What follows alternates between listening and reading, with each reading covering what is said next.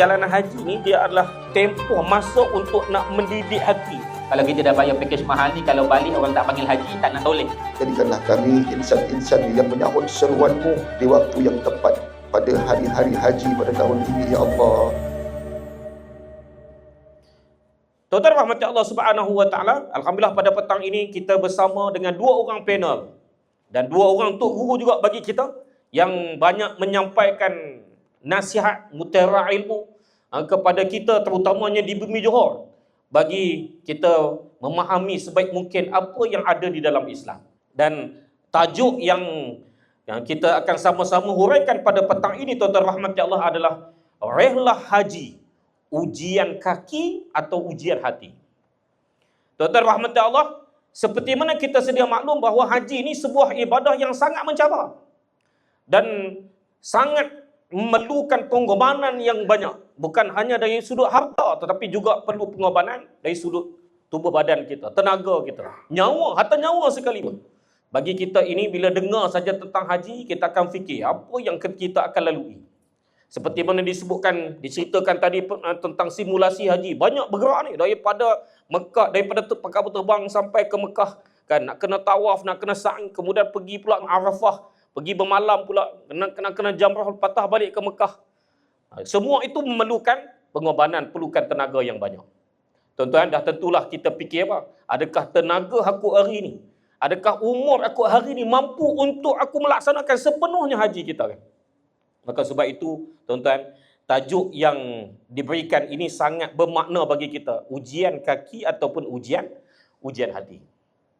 Kita melaksanakan umrah pun dah penat dah kan? Perjalanan haji sa'i pun dah sangat mencabar dah. Ni tambahkan lagi haji. Baik, kita tuan-tuan rahmati Allah, kita nak pergi ke panel yang pertama. Al-Fadil Ustaz Luqman. Ustaz Luqman, seperti mana kita tahu, Ustaz Luqman merupakan seorang yang dekat dengan majlis ilmu, banyak yang menyampaikan ilmu kepada kita. Ustaz, cerita tentang rukun Islam yang kelima ni, tentang rukun haji lah, tentang haji ni.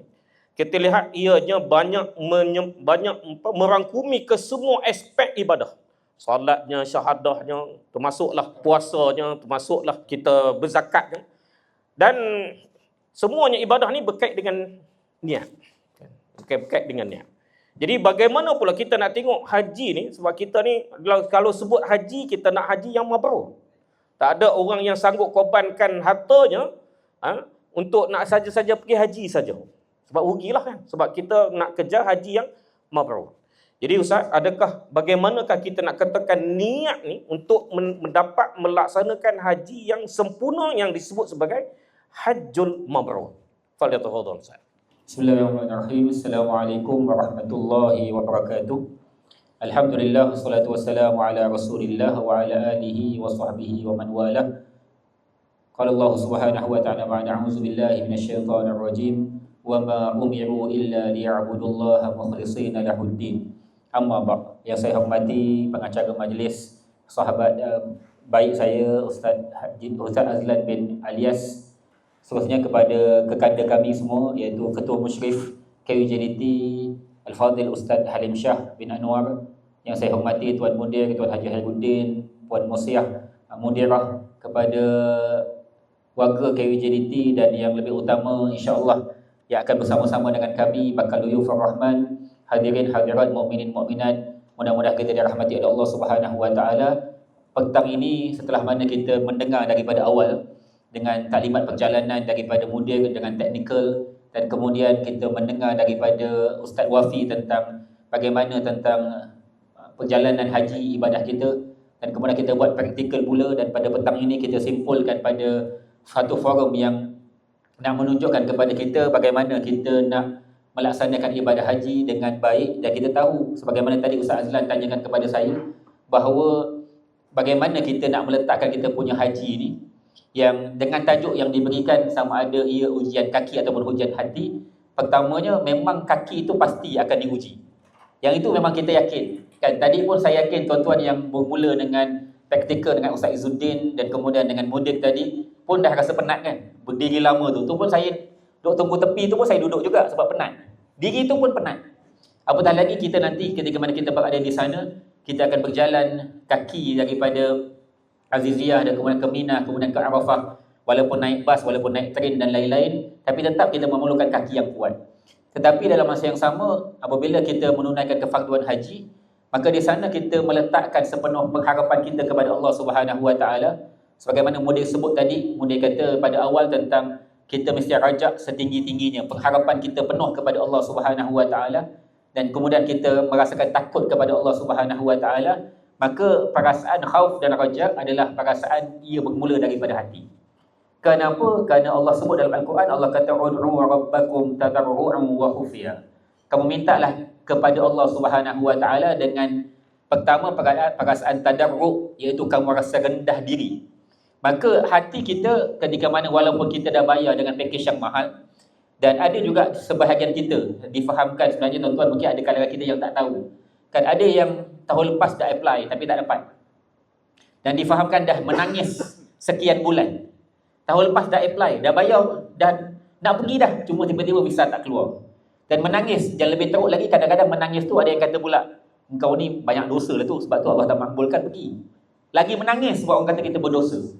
Jadi kita nak sebut apa? Pengharapan kita pada Allah tu dengan hati kita, kita minta, ya Allah, kalau engkau izinkan aku pergi pada tahun ini, maka permudahkan perjalanan kami dan terima kami menjadi tetamu. Maka hati kita betul-betul tadarruk kepada Allah, betul-betul merasakan rendah hati kepada Allah Subhanahu Wa Taala. Dan kemudian dalam masa yang sama kita merasakan khufiyah, kita merasakan takut kalaulah Allah tak terima. Kan walaupun kita haji dengan duit kita, walaupun kita haji dengan kekuatan kita, tetapi kita kena ingat bahawa apa yang dipandang oleh Allah, sebagaimana doa Nabi SAW, ya Allah, jangan kamu jadikan haji kami ini yang padanya riya'an wa sum'ah, yang padanya ada riya' dan padanya ada sum'ah. Sebagaimana tadi doa daripada Ustaz Izzuddin pada permulaan, kalau tuan-tuan puan-puan ingat, ya Allah, jangan kamu jadikan haji kami di sana ada riya'. Maksud riya' adalah kita ingin dipandang oleh manusia. Kan kita pergi haji dengan beg kayu JDT kan, kita pergi haji dengan beg itu pun kita rasa bangga dengan beg yang cantik, kita rasa bangga dengan segala kelengkapan yang kita ada. Kita menginginkan pandangan mata manusia. Dan kemudian kita pergi haji dalam masa yang sama, kita inginkan orang sebut-sebut. Tadi pun Mudir sebut, dia kata kan, kalau kita dah bayar pakej mahal ni, kalau balik orang tak panggil haji, tak nak toleh. Itu pesanan Ustaz Alim. Kan, maksud kalau kita dah bayar mahal, tiba-tiba orang tak panggil haji kan, rasa tak kena. Tapi itu dah panggil, kita nak orang dengar ataupun orang sebut-sebut kita tentang kita ini orang yang pergi haji. Jadi kerana daripada itulah, satu yang saya nak datangkan bersama-sama satu hadis daripada Nabi SAW. Rasulullah kata, sesungguhnya kita semua akan dibangkitkan oleh Allah Subhanahu Wa Taala sebagaimana kita punya niat. Maka sebenarnya pada petang ini, kita nak sama-sama meletakkan dalam hati kita, tak kisahlah berapa mahal kita bayar dengan pengorbanan yang tuan-tuan telah keluarkan. Saya yakin tak semua orang senang untuk keluarkan 150 kan, yang kena keluar 80, yang kena keluar sekian harga. Kan, kadang-kadang kita rasa, sebab saya duduk di Baitul Mal, saya Majlis Agama Islam Negeri Johor. Kan, ada saya duduk sekali tu, saya dapat cek. Saya dapat sekeping cek daripada seorang makcik yang nilai cek 425,000 untuk wakaf kepada Majlis Agama Islam Negeri Johor. Saya duduk bayang, 425,000 kalau bagi saya berhenti kerja. Sebab banyak tu, makcik boleh bagi wakaf. Dan saya pernah kira duit cash tuan-tuan, 500,000 cash. Datuk Noh Gadut bagi kat saya, Lukman, kira, dia kata. Cepat, jangan lambat. Macam mana nak kira duit cepat? 500,000. Saya kata, Datuk ni dia bayar kat kita 500,000, dia bagi 1 juta. 500 cash, 500 cek. Selamat, bukan 1 juta saya kena kira. Kenapa dia bagi 1 juta untuk wakaf? Sebab apa? Sebab dia mengorbankan segala kehendak yang dia ada, segala keperluan yang dia ada untuk sesuatu kepada Allah Subhanahu Wa Taala. Dan saya yakin juga tuan-tuan puan-puan di hadapan saya mengorbankan certain amount itu, yang sebenarnya kalau kita guna untuk dunia, banyak kita boleh beli, banyak kita boleh buat. Tapi kenapa kita nak pergi haji? Bagi saya itu dah satu benda yang sangat besar.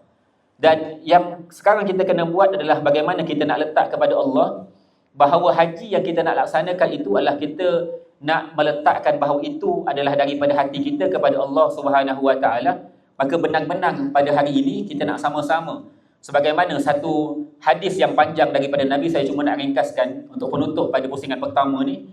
Bagaimana ada 3 golongan yang paling hebat dekat dunia dengan amalannya, dibangkitkan pada hari kiamat. Maka Allah tanya dengan dia, apa yang kamu buat dekat dunia? Dia kata, wahai Allah, aku berjuang pada jalan Allah dan aku mati. Dia bukan hanya berjuang, bahkan dia berjuang dan mati. Maksudnya gugur syahid. Maka Allah kata apa dengan dia? Kazzabta, kamu dusta. Kamu berjuang dan kamu mati. Bukan hanya berjuang, bahkan mati. Semata-mata untuk kamu digelar sebagai pahlawan. Dan kamu dah dapat gelaran pahlawan tersebut. Maka Allah kata, campakkan amalan ke wajahnya dan humbankan dia dalam neraka. Golongan pertama. Kedua, Allah tanya, apa yang kamu buat? Dia kata, wahai Allah, aku siang malam belajar ilmu. Siang malam aku mengajarkan ilmu. Dan aku telah memperuntukkan waktu aku untuk ilmu dan mengajar ilmu. Allah kata, dusta kamu. Kamu belajar dan kamu mengajar untuk kamu digelar sebagai alim, sebagai orang faqih. Maka pada ketika itu Allah kata dengan malaikat, buangkan amalan pada wajahnya dan humban dia dalam neraka. Dan kemudian datang pada golongan yang ketiga, apa yang kamu buat? Dia kata, wahai Allah, aku telah mengeluarkan seluruh hartaku siang dan malam untuk pada agamamu. Maksudnya dia memang keluarkan harta dia semua untuk pada agama Allah. Siang malam dia usaha dapat harta, dapat harta dia infak. Dan dia tak guna untuk diri dia guna untuk agama Allah. Allah kata, dusta. Kamu infakkan harta semata-mata kerana untuk kamu digelar sebagai jawad, sebagai orang yang sangat dermawan, seorang yang sangat pemurah. Maka Allah kata, buangkan amalan pada wajahnya dan humbankan dia dalam neraka. Maka apa amalan lebih mulia berbanding berjuang dan mati syahid? Apa amalan lebih mulia berbanding menuntut ilmu dan mengajar ilmu? Apa amalan lebih mulia berbanding dia ambil harta dan dia derma harta, dia usaha dan dia derma harta semuanya untuk jalan Allah, tetapi kerana tidak ikhlas mata-mata kerana Allah, Allah buang. Jadi kerana daripada itu saya nak ajak diri saya sebenarnya. Dan kita semua, dan saya yakin semua kita ni dah doa sekian tahun sebenarnya. Ya Allah, tolong pilih kami jadi tetamu kamu. Dan hari ini, semuanya dah sekian tahun sebenarnya doa pada Allah. Dan hari ini, tinggal beberapa detik lagi, kita nak dipilih oleh Allah. Dan terus berdoa dan letakkan hati kita semata-mata kerana Allah untuk ikhlas. Mudah-mudahan kita punya haji diterima oleh Allah dengan hati kita, insya-Allah. Wallahu a'lam. Terima kasih Ustaz. Baik, Alhamdulillah. Terima kasih kepada Al-Fadhil Ustaz Luqman menjawab persoalan yang pertama berkait dengan niat. Bermakna tuan-tuan rahmatullah, kunci segala perbuatan kita, terutamanya dalam ibadah, adalah niat. Dan niat ini adalah perkara yang asas dalam semua ibadah lah, termasuklah haji. Untuk mendapatkan haji yang mabrur juga tergantung dengan niat kita. Maka sebab itu balik kepada hadis Nabi SAW, innamal a'malu binniyat. Setiap perbuatan kita ni adalah tergantung pada niat kita. Maka sebab itu tuan-tuan rahmati Allah, kita selalu diingatkan setiap kali melangkah ke tanah haram, terutamanya ibadah haji ataupun umrah, mesti kita diingatkan tentang apa? Perbetulkan niat, perbetulkan niat. Dan itulah yang perlu kita ingat. Biarlah setiap langkah kita nak melangkah menuju ke Baitullahil Haram, nak menuju ke Arafah itu, kita sentiasa perbaharui niat dan kita perbetulkan niat kita adalah untuk apa? Untuk nak mengejar redha Allah Subhanahu wa taala. Kerana dalam redha Allah itulah kita akan mendapat hajjal mabrur, haji yang mabrur. Baik, alhamdulillah. Tuan-tuan rahmat Allah Subhanahu wa taala, bila kita sebut tentang niat, dia berkait dengan hati. Sebab niat ini al-qasdu dan dalam hati kita. Dan niat ini berkait dengan rapat dengan niat, dengan hati kita. Maka bila disebut tentang hati, tuan-tuan rahmat Allah, dalam satu hadis Nabi menyebutkan tentang apa? Dalam diri kita ni ada seketul daging. Ya, mudrah. Iza salahat salahat jasad kulluh wa iza fasadat jasad kulluh. Kalaulah baiknya hati seketul daging ini, baiklah keseluruhannya. Tapi kalau rosaknya seketul dagingnya, maka rosaklah keseluruhannya. Maka apakah ia? Itulah hati. Ya. Baik. Kita nak pergi ke panel kita yang kedua, tuan-tuan. Fadil tuan guru kita, tuan-tuan rahmatullah, Fadil Ustaz Halim. Ustaz, kami minta Ustaz bagi huraikan berkait dengan hati ni. Bagaimana perjalanan ibadah haji ni, yang mana penuh dengan cabaran, penuh dengan onak dan durinya, penuh dengan meknah dan tribulasinya, penuh dengan ujiannya. Tetapi perjalanan haji ni dia adalah tempoh masa untuk nak mendidik hati. Dan bagaimana perjalanan ibadah ni kita nak kena jaga hati ni supaya hati kita ni betul-betul niatnya ikhlas kepada Allah. Walaupun ujian datang, kita akan marah, kita akan rasa stres, kita akan rasa macam-macam lah perasaan dalam musim haji ni. Jadi Ustaz, bagaimana kita katakan hati ni boleh dididik dalam perjalanan haji ni? Fadhil tafadhal mashkur. A'udzubillahi minasyaitonirrajim. Assalamualaikum warahmatullahi wabarakatuh. Terima kasih pada Al-Fadhil Ustaz Azlan alias moderator pada hari ini. Sahabat ahli panel, Al-Fadhil Ustaz Luqmanul Hakim Nur Rahman, Tuan Mudir, Mudirah, sahabat-sahabat para jamaah haji yang bakal akan menunaikan fardu haji insya-Allah tidak lama lagi. Hati sudah berdebar-debar, kaki dah gigil-gigil nak pergi. Semua dah siap. Alhamdulillah, mudah-mudahan peristiwa yang lepas tidak berlaku lagi. Jadi mudah-mudahan Allah mengkabulkan. Kadang-kadang niat hamba-Nya kadang-kadang cepat, kadang-kadang lambat untuk menguji hati seseorang. Sabar tak sabar. Orang yang diuji itu bukan banyak dosa, tetapi orang-orang yang diuji itu dialah yang layak menerima ujian. Ya, dia lebih tinggi darjatnya dan dia lebih layak menerima ujian daripada orang-orang lain.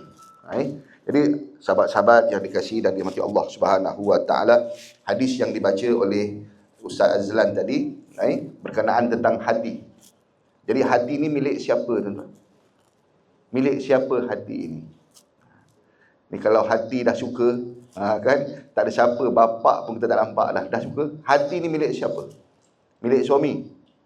Milik diri kita sendiri? Tak, milik Allah. Hati ni milik Allah. Allah Subhanahu wa taala dalam hadisnya, Nabi sallallahu alaihi wasallam sebut, hati ni Allah boleh swing gitu je. Semalam suka, hari ni tak suka. Semalam minat, hari ni tak minat. Allah boleh pusing hati kita. Lepas tu kita doa, ya muqallibal qulub, sabbit qulubana ala dinik. Dalam bab lain tak tetap tak apa, tapi dalam bab agama kena tetap. Dalam bab suka tak suka makan, aku suka ini tak suka, ini suka, tak apa berubah-ubah. Tapi dalam bab agama, dalam bab rukun iman, rukun Islam yang bakal kita nak buat ni, jangan berubah-ubah. Tetap, ya muqallibal qulub, wahai Allah yang membalik-balikkan hati. Jadi hati kita milik siapa? Bukan milik kita. Aku suka, aku tetap suka. Tak, besok mungkin tak suka. Bukan kita yang kawal, tetapi Allah Subhanahu wa taala. Sebab tu doa banyak-banyak. Mulai sekarang, ya muqallibal qulub, sabbit qalbi. Kalau seorang lah, ya muqallibal qulub, wahai Allah yang membalik-balikkan hati, tetapkan hati aku ini dalam agamamu. Maksudnya dalam agama seluruhnya. Dalam akidah, dalam syariat dan dalam tasawuf. Jadi tuan-tuan yang dikasihi dan dirahmati Allah, mudah nak cerita. Saya ringkaskan. Hati ini, bab niat. Bab niat di hati ini ada dua. Yang pertama dalam bab fiqh. Dalam bab fiqh, tuan-tuan telah diajar oleh musyrik. Apa ni? Nawaitu hajja, nawaitul hajja wa ahramtu bihi lillahi ta'ala. Itu kena buat. Dalam bab fiqh, sah atau tidak. Itu jangan main-main tu. Kalau ustaz suruh niat. Kalau kita nak niat apa ni? Nak niat haji ke umrah ni nak pergi ni? Yang nak pergi ni, niat haji ke nak niat umrah? Tamatuk ke apa? Tamatuk niat umrah. Kena betul-betul lah. Itu bab fiqh. Bab fiqh tahu. Tapi itu tak ada masalah. Kita ada musyrik yang membetulkannya, macam mana nak dendam ke, nak apa ke, membetulkan niat kat mana dan sebagainya. Satu, niat bab fiqh. Itu Allah sah atau tidak. Menentukan sah atau tidak amalan kita. Kadang-kadang lupa. Dah dekat pintu Kaabah, ustaz saya tak niat lagi ustaz. Nak niat haji ke umrah? Depan Kaabah lah. Kan? Tapi tak apa, ustaz ada penyelesaian dia. Jadi yang keduanya, niat bab tasawuf. Ini yang penting yang dibincangkan. Yang menandakan bahawa amalan kita ni Allah terima atau tidak. Itu bab tasawufnya. Terima atau tidak. Yang ini berbeza dengan niat yang kita baca ketika kita melaksanakan haji tadi. Ini ada masanya. Masa nak pergi haji, dekat Qadul Manazil, kita niat. Tetapi yang ini, sebelum, ketika dan selepas kena betul niat. Itu bab tasawufnya. Sebelum, kita niat. Berazam, hati. Berazam untuk menunaikan fardu haji dengan hati. Sebab tu, tuan-tuan yang berazam sudah lama, 5 tahun, 6 tahun. Sepanjang masa itulah ganjaran pahala diberikan oleh Allah Subhanahu wa taala. Kerja hati. Dalam kitab antara kita tasawuf yang kecil-kecil, kalau Ustaz Oman ni baca besar-besar sikit, saya baca besar kecil-kecil, kita tasawuf budak sekolah menengah punya, kan? Dia kata apa? Antara tanda orang yang hidup hatinya, hidup hatinya, dia sentiasa berniat nak buat baik, merancang nak buat baik. Esok nak buat apa? Bukan terfikir nak buat apa. Bila tengok orang buat, baru terfikir nak buat. Tak ada. Dia merancang nak buat apa. Dengan ilmu yang dia ada. Tu. Dia ada ilmu tentang duha. Ada ilmu tentang derma. Ada ilmu tentang ini. Esok aku nak sembahyang duha lah. Tak pernah buat 4. Esok buat 4 lah. Biasa 2 je. Kita biasa buat, tak buat. Esok buat 2 lah. Dia merancang buat. Gitu. Dan dia merancang untuk meninggalkan larangan Allah yang dia masih buat. Walaupun dia tetap nak buat juga, tapi dia merancang untuk tinggalkan. Apa kelebihannya? Orang yang hidup hati seperti itu, dia mendapat ganjaran pahala yang besar. Kata Rasulullah, man hamma, siapa yang nak melaksanakan kebaikan. Ni hati ni maksudnya saya sebut hati yang sebelum melaksanakan ibadah. Hati dalam bab tasawuf, tapi sebelum melaksanakan ibadah. Belum haji lagi, merancang nak buat. Tuan-tuan rancang nak pergi haji, merancang begini, berdoa dan apa semua dengan kerana rancangan hati itulah. Tuan-tuan berdoa, kumpul duit. Kalau tak kumpul duit, kalau tak ada rancangan. Betul? Ada. Kumpul duit banyak-banyak buat apa ni? Buat apa? Tak ada rancangan lagi. Tuan dia boleh. Kan? Mesti ada rancangan. Sebab itulah tuan-tuan kumpul duit, ada jual tanah, jual rumah. Jual maruah je tadi. Kan? Tu apa semua jual habis. Nak dapat duit untuk pergi haji. Kenapa? Merancang di hati. Allah tengok macam tu. Allah sedang tengok. Allah tengok engkau ni merancang. Siapa yang merancang kebaikan, man hamma bihasanatin, siapa yang merancang buat kebaikan, tapi dia jadi buat, dan esok jadi buat, maka Allah bagi dia 10 kali ganda pahala. Ataupun dah rancang, esok dah masa nak laksana, tak jadi buat, Allah bagi 1. Tetap bagi. Itu dia. Jadi orang yang tak dapat pergi haji tahun lepas, dah rancang hebat, tak dapat, dah dapat haji dah. Dah dapat dah pahala haji tu. Subhanallah. Besar, banyak, kecil, besar itu milik Allah nak bagi macam mana. Tapi kalau dia dapat buat, lebih 10 kali ganda Allah bagi. Tak dapat, niat saja sudah dapat ganjaran pahala. Itu tanda orang-orang yang ada hati untuk melakukan perbuatan amalan. Jadi, apa yang tuan-tuan nak buat di sana nanti, nak derma, nak apa, rancang dari sini. Dah rancang. Merancang itu adalah satu sifat daripada sifat Allah Subhanahu wa taala yang kalau kita belajar dalam Asmaul Husna, iaitu Al-Khaliq, Al-Bari. Tapi tak masalah. Jadi itu perancangan Allah. Allah tak panggil dia rancang, Allah panggil menentukan. Allahu a'lam. Jadi tuan-tuan kasih Allah, sebelum melaksanakan ibadat haji ataupun apa-apa ibadat, yang sekarang ibadat haji lah, maka rancang. Dan tuan-tuan sudah merancang. Dengan rancangan itu, tuan-tuan dalam hati ini kita sudah berdoa. Mana ada orang rancang tak doa? Dah ada rancang, bisa ada doa. Nak buat, nak jadi benda tu. Betul? Kalau tak rancang, tak jadi. Apa yang tuan-tuan doa adalah benda yang kita nak rancang jadi benda tu. Sembahyang hajat merupakan benda yang kita nak dah rancang benda tu nak jadi.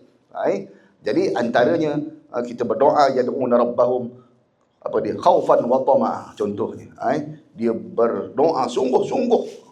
Kumpul duit sungguh-sungguh. Jaga kesihatan sungguh-sungguh. Untuk apa? Merealisasikan niat dia yang baik tadi. Jadi mudah-mudahan sebelum melaksana haji, ganjaran pahala Allah telah sediakan banyak dah.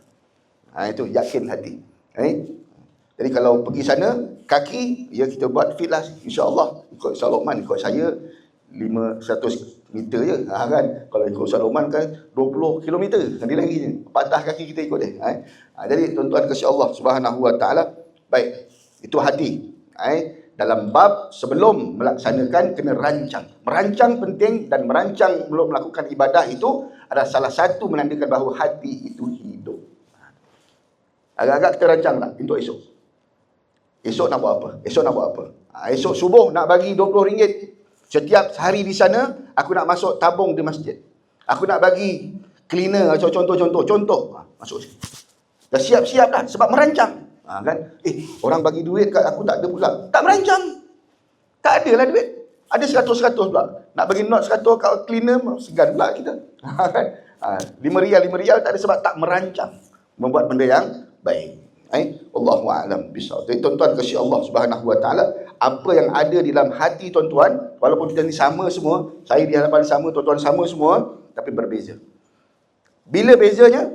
Bila kita dibangkitkan daripada kubur. Afala ya'lamu idza bu'thira ma fil qubur wa hussila ma fis sudur.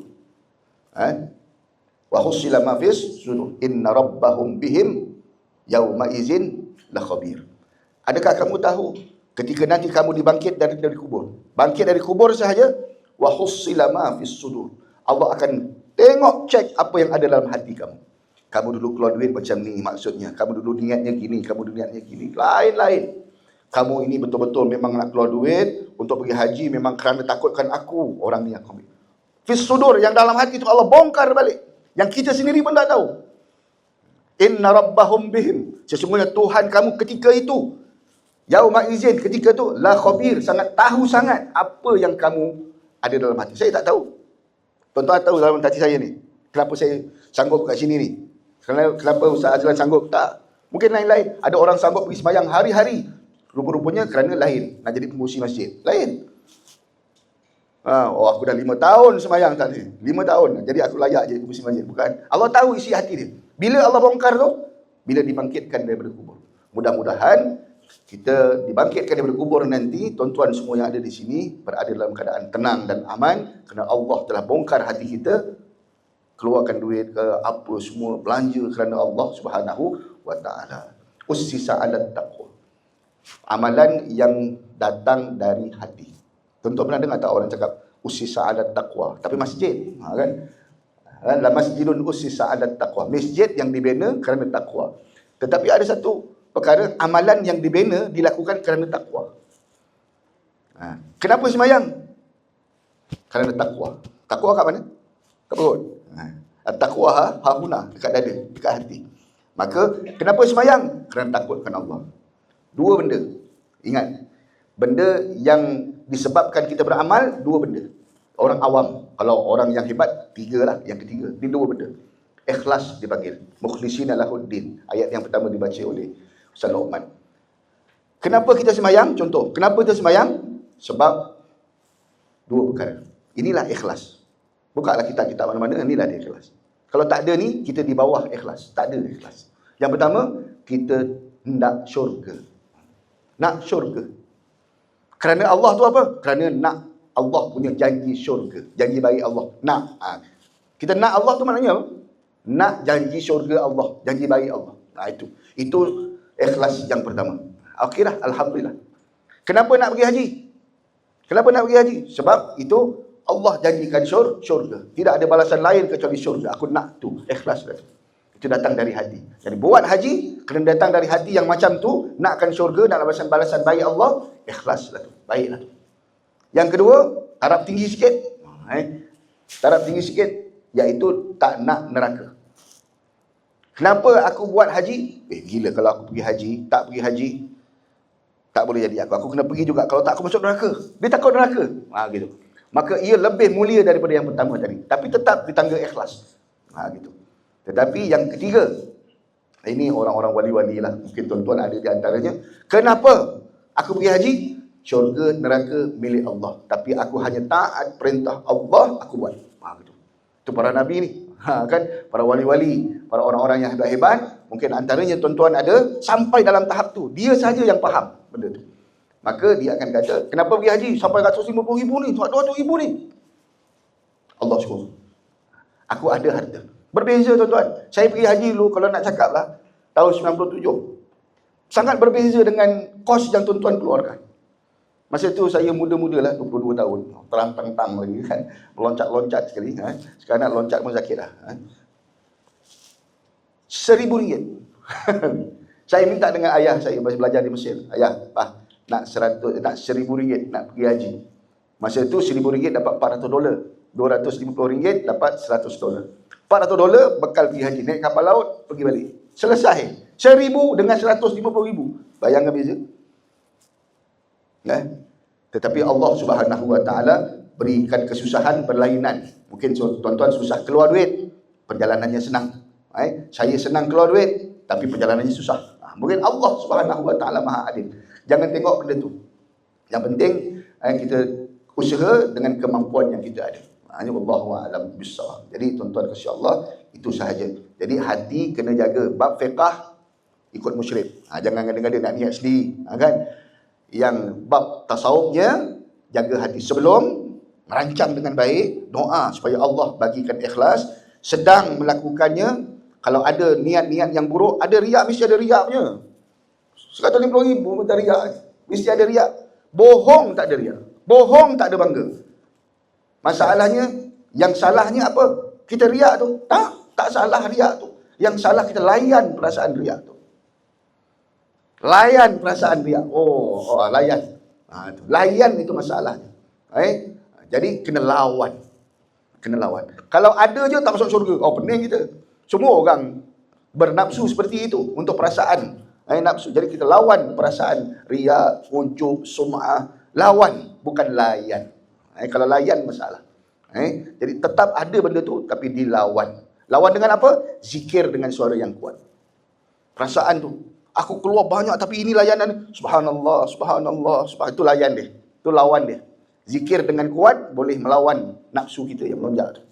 Dan selepas tu nak jaga ikhlas pula lagi pening. Yang lepas beribadat pun kena mudah-mudahan Allah pelihara kita dengan tidak mengongkit-ongkit dan menceritakan kerja-kerja ibadat kita pada orang. Itu.